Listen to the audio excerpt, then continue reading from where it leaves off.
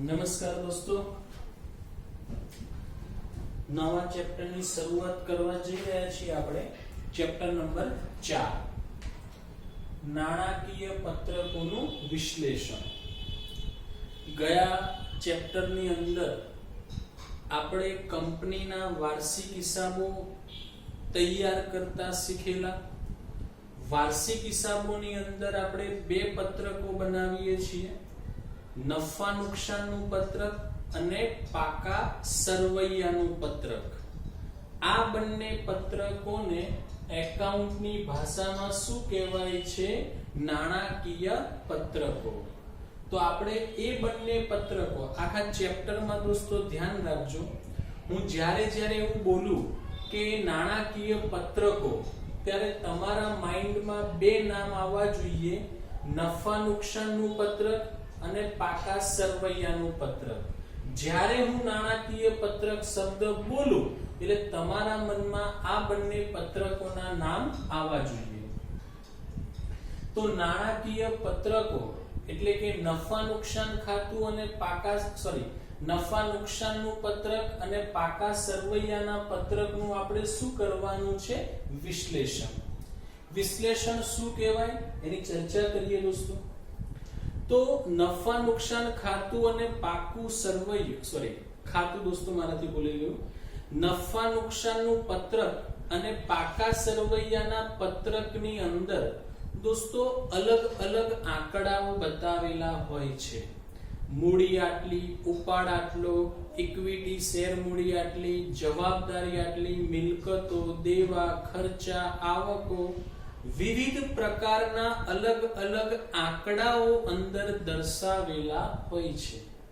પણ દોસ્તો આંકડાઓ સ્વયં કશું કહેતા નથી.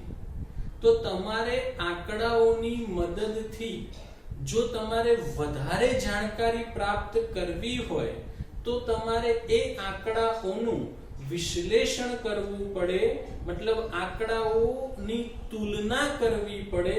એ આંકડાઓ વચ્ચે તમારે આંતર સંબંધ બાંધવો પડે અને એવી કંઈક માહિતી તમે શોધી કાઢો જે તમે નરી આંખે જોઈ શકતા નથી.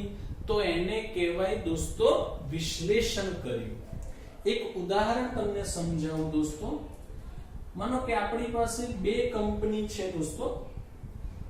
આપણી પાસે બે કંપની છે, A અને B. બે કંપની આપણી પાસે છે, A અને B.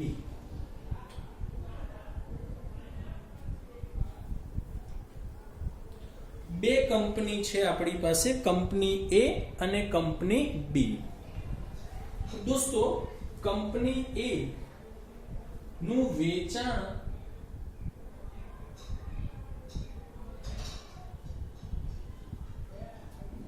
5 લાખ છે અને કંપની A નો નફો 2 લાખ છે. જ્યારે કંપની B નું વેચાણ 10 લાખ રૂપિયા છે અને નફો 3 લાખ રૂપિયા છે. હવે આપણને દોસ્તો એવો પ્રશ્ન પૂછવામાં આવે કે બંનેમાંથી કઈ કંપની વધારે સારી છે. એવો પ્રશ્ન પૂછવામાં આવે કે કંપની A અને કંપની B બંનેમાંથી કઈ કંપની વધારે સારી છે. જો આપણને એવો પ્રશ્ન પૂછવામાં આવે તો જનરલી દોસ્તો આપણે કઈ કંપનીને સારી ગણતા હોઈએ? તો કે જેનો નફો વધારે હોય, જેનું વેચાણ વધારે હોય, એ કંપની સારી, એવું જનરલી દોસ્તો આપણે માનતા હોઈએ. તો વેચાણ અને નફો જો તમે જુઓ તો કંપની B ના વધારે છે. તો આપણને જોતા પહેલી નજરે તો એવું જ લાગે કે કંપની B સારી છે. પણ તમે જો બંનેના આંકડાઓનો યોગ્ય રીતે અભ્યાસ કરો તો કઈ પરિસ્થિતિ અલગ જ આવશે. ચલો તો દોસ્તો તમે જાણો છો કે નફો એ વેચાણ સાથે સંકળાયેલો હોય, તો હું નફાની વેચાણ જોડે ટકાવારી શોધું છું. કોની ટકાવારી? નફાની વેચાણ સાથેની. તો નફો વેચાણ સાથે સંકળાયેલ છે, તો નફાની ટકાવારી આપણે શોધીએ તો 2 લાખ એ 5 લાખના કેટલા ટકા થાય? 40%. અને અહીંયા 3 લાખ એ 10 લાખના કેટલા ટકા થાય? 30%. તો કંપની એ ની નફાની ટકાવારી દોસ્તો 40 છે અને કંપની બી ની નફાની ટકાવારી 30 છે. આનો મતલબ શું થાય? તો કંપની એ 100 રૂપિયાનો માલ વેચે તો 40 રૂપિયા કમાય છે અને કંપની બી 100 રૂપિયાનો માલ વેચે 30 રૂપિયા કમાય છે. તો કંપની એ ની કમાવાની ક્ષમતા વધારે છે, તો કંપની એ વધારે નફો કમાય છે એવું માની શકાય. તો હવે આપણે રોકાણ કરવું હોય તો કઈ કંપનીમાં કરવું જોઈએ? તો કંપની એ માં. અત્યાર પૂરતું આટલા આંકડા જોતા રોકાણ કરવા માટે બીજી બધી માહિતી બી જોવી જરૂરી છે, પણ હાલ આટલું જોતા આપણને એવું લાગે કે કંપની એ વધારે સારી છે. તો આને કહેવાય તમે આંકડા વચ્ચે આંતર સંબંધ બાંધ્યો, બે આંકડાની તુલના કરી અને એવી કંઈક માહિતી આપણે શોધી જે આપણે નરી આંખે જોઈ શકતા નથી. તો આને કહેવાય વિશ્લેષણ કર્યું. તો આવું વિશ્લેષણ કરવાની દોસ્તો ઘણી બધી પદ્ધતિઓ છે. એમાંની 2 પદ્ધતિ તમારે આ ચેપ્ટરમાં આપી છે, એમાંથી એક જ પદ્ધતિના દાખલા આપણે શીખવાના છે. ચેપ્ટર હતું દોસ્તો ઘણું બધું લાંબુ, એકદમ શોર્ટ કરી નાખ્યું છે. વધુમાં વધુ 3-4 વિડિયોમાં પતી જશે. ઓકે, ચલો તો ટૂંકમાં નાણાકીય પત્રકોના વિશ્લેષણને શું કહેવાય તો મેં પ્રસ્તાવના સમજાવી. તો કે નાણાકીય પત્રકોમાં આપેલી જે માહિતી હોય કે જે પરિણામો છે, માહિતી કે પરિણામ, એનું અર્થઘટન કરવાની ક્રિયાને વિશ્લેષણ કહે છે. નાણાકીય પત્રકોમાં આપેલી માહિતીનું કે પરિણામોનું અર્થઘટન કરવામાં આવે તો તેને વિશ્લેષણ કહે છે. હવે દોસ્તો નાણાકીય પત્રકોનો અર્થ. નાણાકીય પત્રકોનો અર્થ તમારે આગળના ચેપ્ટરમાં બી આવેલો, ત્યાં વ્યાખ્યા અલગ હતી, અહીંયા બી અલગ છે. વાત એકની એક છે, ખાલી શબ્દો લખવામાં થોડો ફેરફાર છે. તો નાણાકીય પત્રકો એટલે શું? તો નાણાકીય પત્રકો એટલે એવા પત્રકો જે આપણને કંપની વિશેની તમામ પ્રકારની નાણાકીય બાબતોની માહિતી પૂરી પાડે તેને નાણાકીય પત્રકો કહે છે.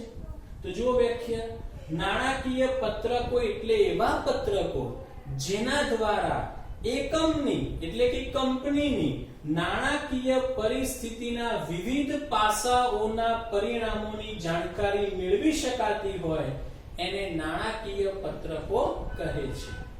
બીજી વ્યાખ્યા બી એવી છે કે નાણાકીય પત્રકો એટલે શું? તો કંપની વિશે, કંપનીની નાણાકીય પરિસ્થિતિ વિશે જે આપણને એક વિસ્તૃત અહેવાલ તૈયાર કરી આપે તો એવા પત્રકોને નાણાકીય પત્રકો કહે છે. તો નાણાકીય પત્રકો ધંધાકીય એકમની વિગતવાર નાણાકીય પરિસ્થિતિ દર્શાવતો વ્યવસ્થિત રીતે તૈયાર કરેલ અહેવાલ છે. તો આપણે સમજ્યા નાણાકીય પત્રકોનો અર્થ. હવે છે નાણાકીય વિશ્લેષણનો અર્થ. નાણાકીય પત્રકોના વિશ્લેષણનો અર્થ કોને કહેવાય? આમ તો દોસ્તો નાણાકીય પત્રકોના વિશ્લેષણનો અર્થ આટલામાં આવી જાય છે, આ લખો તોય ચાલે, પણ એક બીજી વ્યાખ્યા પણ આપણને આપેલી છે. સાંભળજો શું વ્યાખ્યા છે. નાણાકીય પત્રકો તૈયાર થઈ ગયા બાદ, નાણાકીય પત્રકો તૈયાર થઈ ગયા બાદ તેની તુલના થઈ શકે તે રીતે તેની પુનઃ ગોઠવણી કરવામાં આવે છે. નાણાકીય પત્રકો તૈયાર થઈ ગયા બાદ તેમની પુનઃ ગોઠવણી કરીને તેમની તુલના થઈ શકે તે સ્વરૂપે તૈયાર કરવામાં આવે છે. પહેલું વાક્ય યાદ રાખજો દોસ્તો, નાણાકીય પત્રકો તૈયાર થઈ ગયા બાદ તેમની પુનઃ ગોઠવણી તેમની તુલના થઈ શકે તે સ્વરૂપે તૈયાર કરવામાં આવે છે. આવા તુલનાત્મક સ્વરૂપે તૈયાર થયેલા પત્રકો પરથી વિવિધ પક્ષકારો નિર્ણય લેતા હોય છે. તુલનાત્મક સ્વરૂપે તૈયાર થયેલા નાણાકીય પત્રકોના આધારે વિવિધ પક્ષકારો જરૂરી નિર્ણય લેતા હોય છે. આ આખી જે પ્રક્રિયા છે એને વિશ્લેષણ કહે છે. આ આખી પ્રક્રિયાને વિશ્લેષણ તરીકે ઓળખવામાં આવે છે. દોસ્તો, હું જેટલી થિયરી ચલાવું છું એટલી જ થિયરી તમારા કોર્સમાં છે, એના સિવાયની વધારાની થિયરી તમારે કરવાની જરૂર નથી. આગળ વધીએ દોસ્તો. નાણાકીય વિશ્લેષણના પ્રકારો. તો વિશ્લેષણ કેટલા પ્રકારે થઈ શકે? તો કે 3 પ્રકારે. એક પક્ષકારોના આધારે, 2 આડા ઊભા સ્વરૂપે અને 3 સમયના આધારે વિશ્લેષણ. તો આપણે દોસ્તો એમાંથી પહેલું શીખીએ પક્ષકારોના આધારે વિશ્લેષણ. એના પાછા દોસ્તો 2 પ્રકાર છે, એક બાહ્ય વિશ્લેષણ અને આંતરિક વિશ્લેષણ. શોર્ટમાં કહું, નંબર 1 બાહ્ય વિશ્લેષણ. તમને યાદ હોય તો ગયા ચેપ્ટરમાં બી આપણે વાત થયેલી કે કંપની સાથે બહુ બધા પક્ષકારો જોડાયેલા હોય છે. એમાંથી અમુક પક્ષકાર બાહ્ય હોય ને અમુક અંદરના હોય. બાહ્ય પક્ષકારોમાં કોણ કોણ આવે? સરકાર, બેંક, વીમા કંપની, લેણદારો, દેવાદારો, પછી નાણાકીય સંસ્થાઓ, આપણને લોન આપનાર બીજા કોઈ વ્યક્તિઓ, જે પબ્લિક, જેને જાહેર થાપણ કહીએ આપણે. તો આ બધા જ પક્ષકારો બહારના છે. આ બહારના પક્ષકારો દ્વારા જે વિશ્લેષણ કરવામાં આવે એને બાહ્ય વિશ્લેષણ કહેવાય. અચ્છા, બહારના પક્ષકારો શા માટે વિશ્લેષણ કરે? તો દરેક પક્ષકારનો હેતુ અલગ હોય. દાખલા તરીકે સંભવિત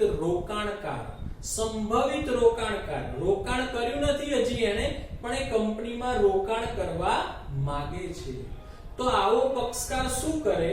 કંપનીનું વિશ્લેષણ કરે, નાણાકીય પત્રકોને ચેક કરે. જો કંપનીના પત્રકો સારા હોય, કંપનીનો નફો વધારે હોય, મિલકતો વધારે હોય, નાણાકીય પરિસ્થિતિ સારી હોય, ભવિષ્ય ઉજ્જવળ હોય, તો એમાં રોકાણ કરશે. તો આવા બાહ્ય પક્ષકારો દ્વારા જે વિશ્લેષણ કરવામાં આવે એને બાહ્ય વિશ્લેષણ કહેવાય. અને કંપનીના અંદરના પક્ષકારો દ્વારા જે વિશ્લેષણ કરવામાં આવે એને આંતરિક વિશ્લેષણ કહેવાય. અંદરના એટલે કોણ કોણ?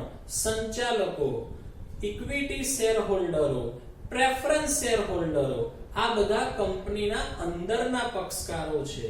હવે આ બધા લોકો શા માટે વિશ્લેષણ કરે? તો કે જેમ કે સંચાલકોએ આ નાણાકીય પત્રકો બનાવ્યા હોય, તો પછી એ જ લોકો પોતે જે પત્રકો બનાવ્યા છે એ કેવા છે, કંપનીએ કેવી પ્રગતિ કરી છે, કંપનીની સ્થિતિ શું છે, એવું જાણવા માટે એ લોકો પણ, એટલે કે સંચાલકો પણ કંપનીના પત્રકોનું વિશ્લેષણ કરતા હોય છે. એટલે બહારના પક્ષકારો દ્વારા કરવામાં આવતા વિશ્લેષણને બાહ્ય વિશ્લેષણ કહેવાય. અંદરના પક્ષકારો દ્વારા કરવામાં આવતા વિશ્લેષણને આંતરિક વિશ્લેષણ કહેવાય. આગળ વધીએ દોસ્તો. બીજો પ્રકાર, આડા ઊભા સ્વરૂપે વિશ્લેષણ. કેવું દોસ્તો? આડા ઊભા સ્વરૂપે વિશ્લેષણ. એમાં પહેલો આડા સ્વરૂપે વિશ્લેષણ. આડું એટલે હોરિઝોન્ટલ. દોસ્તો આડું એટલે આ રીતે, આમ આડું વિશ્લેષણ. તો આડા વિશ્લેષણ આપણે કેવી રીતે કરીએ? તો માનો કે અહીંયા આપણી પાસે 13, 14 ના આંકડા હોય, 14, 15 ના આંકડા હોય, 15, 16 ના આંકડા હોય, 16, 17 તો આપણી પાસે આવી રીતે દરેક વર્ષના આંકડા હોય તો આપણે એક વર્ષના આંકડાને બીજા વર્ષ જોડે, બીજા વર્ષના આંકડાને પાછળના વર્ષ જોડે, પછીના વર્ષ આ આંકડાને પછીના વર્ષ જોડે તુલના કરી શકીએ. એટલે બે વર્ષના આંકડાની તુલના થાય. સાથે સાથે આપણે આવી બી તુલના કરી શકીએ કે આપણે 13, 14 ને આધાર માની લઈએ અને આની તુલના આ બધા સાથે કરીએ તોય ચાલે. સ્ટેટની જેમ અચલ આધારની પદ્ધતિએ બી વિશ્લેષણ થાય અને પરંપરિત આધારની પદ્ધતિએ બી વિશ્લેષણ થઈ શકે. તો આને દોસ્તો કેવું વિશ્લેષણ કહેવાય? આડું. આડું વિશ્લેષણ દોસ્તો લાંબા ગાળા માટે કરવામાં આવે છે. કેવું? લાંબા ગાળા માટે. આડા વિશ્લેષણ ઉપરથી તમને કંપનીનું વલણ ખબર પડે, માહિતીનું વલણ જાણી શકાય. વલણ એટલે કંપનીનું વેચાણ વધી રહ્યું છે કે ઘટી રહ્યું છે અથવા સ્થિર છે, નફો કંપનીનો વધી રહ્યો છે કે ઘટી રહ્યો છે, વલણ જાણી શકાય. અને આડા વિશ્લેષણ એ લાંબા ગાળાનું છે, વલણ જાણી શકાય અને તેને સમય શ્રેણી વિશ્લેષણ પણ કહેવાય છે. કેવું વિશ્લેષણ? સમય શ્રેણી વિશ્લેષણ પણ કહી શકાય છે. ઊભા સ્વરૂપે, ઊભું એટલે આમ વર્ટિકલ વિશ્લેષણ. તો ઊભા સ્વરૂપનું જે વિશ્લેષણ છે ને એ દોસ્તો એક જ વર્ષ માટે કરવામાં આવે છે. એક જ વર્ષ માટે પણ અલગ અલગ કંપનીઓનું કરી શકાય. જેમ કે x નો આપણે હિસાબી ગુણોત્તર શોધ્યા હોય તો એ ગુણોત્તર y કંપની જોડે સરખાવીએ, z જોડે સરખાવીએ તો એક જ વર્ષના ગુણોત્તરો શોધી અને એને બીજા એકમો સાથે તમે સરખામણી કરી શકો છો. સાથે સાથે ઊભા વિશ્લેષણના આધારે એક જ કંપનીના અલગ અલગ વિભાગોની પણ તમે સરખામણી કરી શકો છો. અલગ અલગ વિભાગ એટલે માનવ સંસાધન વિભાગ, નાણાકીય વિભાગ, ખરીદ વિભાગ, વેચાણ વિભાગ, ઉત્પાદન વિભાગ. તો એક જ કંપનીના અલગ અલગ વિભાગોની તુલના થઈ શકે અથવા એક જ કંપનીના ગુણોત્તરને બીજી કંપની જોડે સરખાવી શકાય પણ એક જ વર્ષનું વિશ્લેષણ થઈ શકે તો આને ઊભા સ્વરૂપે વિશ્લેષણ કર્યું કહેવાય છે. નંબર 3 સમયના આધારે વિશ્લેષણ. સમયના આધારે વિશ્લેષણ દોસ્તો બે પ્રકાર છે. લાંબા ગાળાનું વિશ્લેષણ, ટૂંકા ગાળાનું વિશ્લેષણ. જે પક્ષકારો કંપનીમાં લાંબા સમય માટે રોકાણ કરતા હોય અથવા કંપનીને લાંબા સમય માટે ઉછીના નાણાં આપતા હોય એવા પક્ષકારો લાંબા ગાળાનું વિશ્લેષણ કરતા હોય છે. જેવા કે equity share holder, preference share holder, debenture holder, નાણાકીય સંસ્થાઓ અને સંભવિત રોકાણકારો. આ બધા પક્ષકારો એવા છે જે કંપનીમાં લાંબા ગાળાનું રોકાણ કરે છે યા કંપનીને લાંબા ગાળા માટે ઉછીના નાણાં આપે છે. તો આવા પક્ષકારો કંપનીનું લાંબા ગાળાનું એટલે કે વર્ષોનું, ઘણા બધા વર્ષોનું વિશ્લેષણ કરે છે અને એના આધારે નિર્ણય લેતા હોય છે કે આ કંપનીમાં રોકાણ કરાય કે ના કરાય.